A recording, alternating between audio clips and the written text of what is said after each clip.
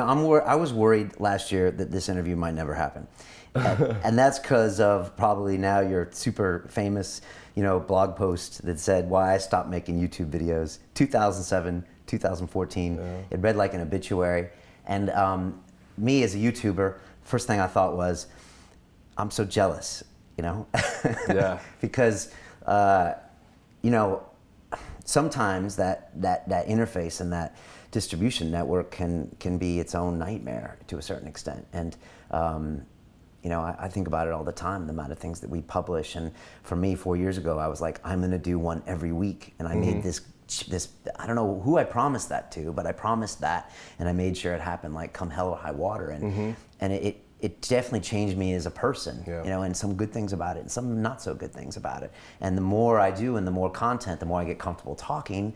But now maybe it's the more I get comfortable talking. And I know that you talked about some of the things that you were going through, where not everybody wants to talk to Elliott when he's off camera, and so all these things. I was wondering if you could just talk us a little bit about kind of what was going on with your mind there, and what had happened like the previous 7 years, and maybe talk about what's happened since. If it's okay, I just wanted to quote a couple things you said from the blog, just for people that don't know. Sure, yeah. Just to kind of it'll get me going, get them in perspective. But you said, quote, "The seasons of my life were changing, but I was too attached to my success to let go and move with nature." I think this was talking kind of before you made the decision. And then you said, "I've learned that if you are wise enough to honor the spontaneous, subconscious urgings of your heart and gut, that life will take you exactly where you need to be with very little friction. But if you deny or ignore the urgings of the heart and gut, life will meet tremendous resistance. None of this is done by logic. In fact, the logical mind has very little to do with the process. The only thing the head can do is get in the way." And that is exactly what happened to me. And you finished by saying, "I began attracting tremendous negativity toward myself, my loved ones, and my videos." I was just wondering if you could take us back to where you were at September, what's that, about 10 months ago? That was great, by the way. Right? Yeah, kudos to the guy that wrote that. That describes it completely. I was wondering how you were going to respond to me quoting you, because it is a nice piece there. Yeah, that's really good. That's it in a nutshell. I'm going to sound crazy or great, so depending on who's listening, but God told me to. My intuition, my body, the Tao, the way, the universe. I feel, I'm a feeler, not as much a calculator, and that kind of gets me in trouble sometimes. That's why you need both.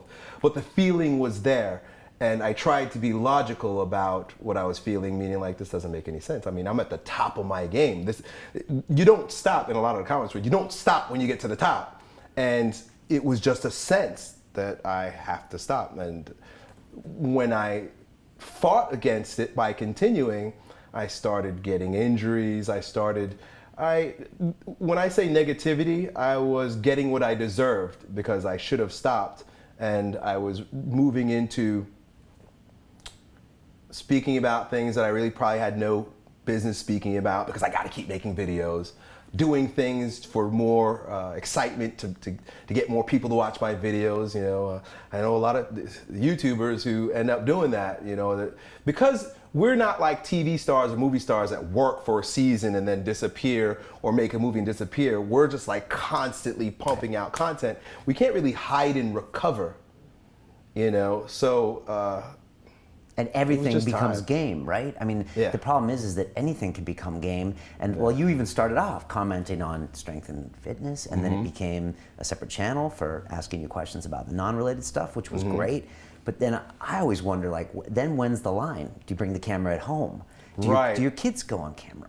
And it's like when you're in this moment of, I got to create more content, it starts to get a little crazy. Yeah, and you can start getting really like exuberant.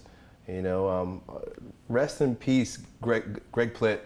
I don't know if you're familiar with him, but he was another fitness blogger, and man, he was like, I'm not a fan of too many people in my niche, and it's for no other reason than I'm just not watching too many people, but he had my eye because he's a good-looking guy, he was entertaining, he was full of fire, and he ended up pushing the envelope, and he made a video where he was like a train chased him down, and it didn't end well. Wow. And I kind of took that as a sign also. It's like, how far are you going to take it? Like, this guy, you idolize this guy, you look up to him.